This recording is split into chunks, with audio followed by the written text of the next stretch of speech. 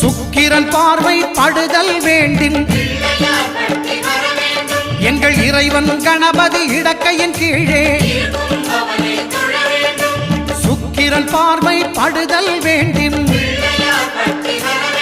எங்கள் இறைவன் கணபதி இடக்கையின் கீழே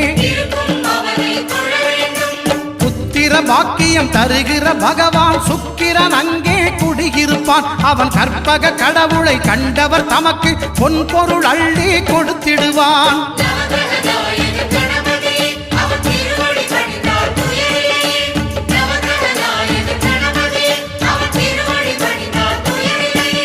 ஒன்பது கோளும் ஒன்றாய் காண